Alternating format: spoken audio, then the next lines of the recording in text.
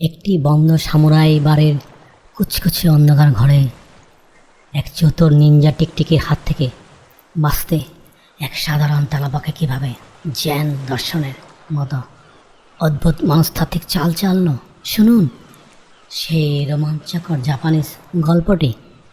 Hello বন্ধুরা, আজকের গল্পের নাম অন্ধকার ঘরের তেলাপোকা ও টিকটিকি। জাপানের সামুরাই বাড়িটি বহু বছর ধরে বন্ধ। ঘরের ভেতরটা একটা অন্ধকার যে দিনের বেলা তো সেখানে আলোয় পৌঁছে না। সেই ঘরের মেঝেতে জাপানি ঐতিহ্যের খড়ের মাদুর বা তাতামি ম্যাট পাতা ছিল, যা কালের নিয়মে এখন বেশ পুরনো আর জরাজীর্ণ। এই নিরেট অন্ধকারের যা ছিল টিকটিকি কেঞ্জি। সে দেয়ালে এমনভাবে মিশে থাকতো যে তাকে আলাদা করে চেনার কোনো উপায় নেই। আর তাতামি মেটের নিচে ফাটলে থাকতো তেলাপোকা হিরোশি। হিরোশি সারাদিন চুপচাপ থাকতো এবং রাতের বেলায় যখন ঘরের কোণে রাখা ভাঙ্গা কাঠের পাত্র থেকে পুরানো সুগন্ধি চালের গুঁড়া বাতাসে ভেসে উঠত, তখন সে খুব সাবধানে খাবার খুঁজতে বের হতো। হিরোশি কখনো অতিরিক্ত লোভ করত না। নিজের প্রয়োজনটুকু নিয়ে সে আবার লুকিয়ে পড়ত। অন্যদিকে কেঞ্জির অহংকার ছিল আকাশ ছোঁয়া। সে ভাবত এই অন্ধকার ঘরের প্রতিটি কোণা আর শিকার ক্ষেত্র ও হিরোশির মতো সাধারণ পোকারা কেবল তার খেলার পুতুল। কেঞ্জি প্রতিদিন হিরোশিকে তাড়া করত, কিন্তু হিরোশি সামুরাই তরবারির মতো ক্ষিপ্ততায় তাতামি ম্যাটের ফাটালে লুকিয়ে নিজেকে বাঁচাত। কেঞ্জি ঠিক করলো আজ রাতে সে এমন এক চাল চালবে যাতে হিরোশিমা আর কোনোদিন অন্ধকারের সুবিধা নিতে না পারে। রাত যখন গভীর হলো, হিরোশি তার ফাটল থেকে বের হয়ে এলো। ঘরের এক কোণে একটা পুরানো জাপানি মাটির পাত্রে সামুরাইদের ঐতিহ্যবাহী পানীয় সাকে, যা চালের তৈরি পানীয়, কয়েক ফোঁটা শুকিয়ে আঠালো হয়ে লেগেছিল। তার মিষ্টি গন্ধ হিরোশিকেও টানছিল। হিরোশি যখন সেই পাত্রের কাছে পৌঁছালো, চারপাশ তখন অদ্ভুত রকমের নিঝুম। হিরোশির মাথার স্বর দুটো হঠাৎ কেঁপে উঠল। সে বুঝতে পারল বাতাস একদম স্থির হয়ে গেছে, যার মানে হলো যমদূত খুব কাছ থেকেই উৎপেতে আছে। ঠিক তখন দেয়াল থেকে কোনো শব্দ শোনা যাচ্ছে না। এক অন্ধকার ছায়ার মতো নিচে নেমে এলো কেঞ্জি। জাপানি নিঞ্জারা যখন শব্দহীনভাবে শত্রুর উপর ঝাঁপিয়ে পড়ে, কেঞ্জিও ঠিক তেমনি ক্ষিপ্রতায় হিরোশির উপর মরণ কামড় দিল। হিরোশি এক চুল পরিমাণ দূরত্বের জন্য বেঁচে গেল, কিন্তু কেঞ্জিও লেজের তীব্র ঝাপটায় সে ছিটকে গিয়ে পড়ল সেই মাটির পাত্রে একদম ভিতরে। পাত্রের মুখটা ছিল বেশ সরু আর ভেতরটা ছিল পুরোপুরি অন্ধকার পিচ্ছিল।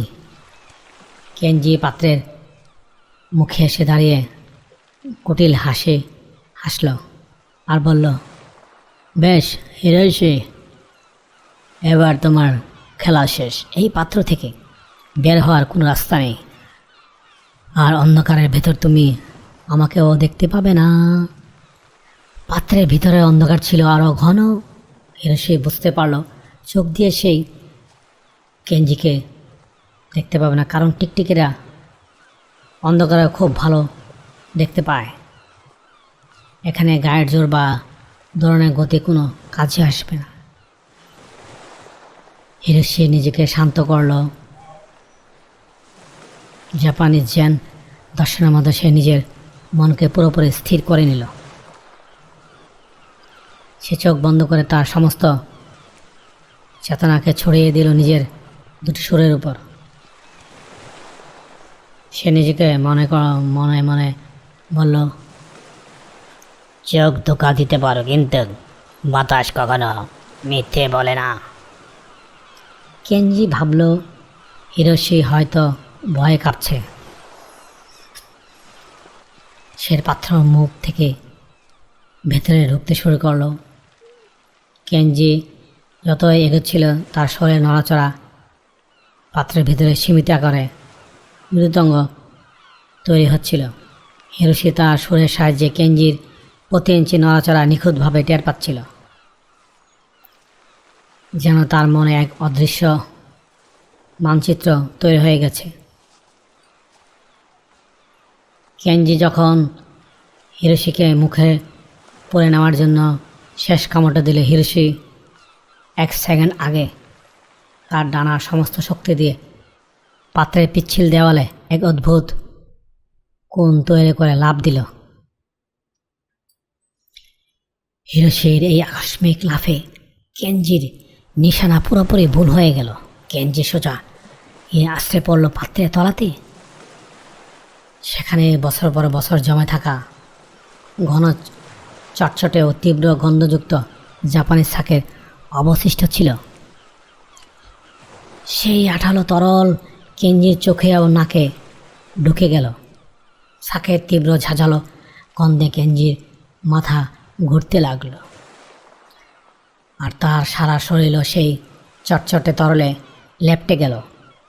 সে যন্ত্রণায় আর নেশার ঘুরে ছটপট ছটপট করতে লাগলো। এদিকে হিরোশি সেই লাফ দিয়ে পাত্রের সরু মুখটা গলে বাইরে বেরিয়ে এলো।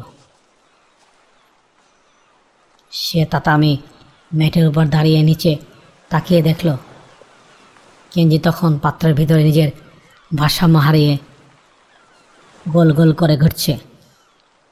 হিরোশি শান্ত গলায় বলল, কেনজি ভাই, অন্ধকার শুধু তোমার একার বন্ধু নয়, সে অন্ধকারের মধ্যে শান্ত থাকতে জানে।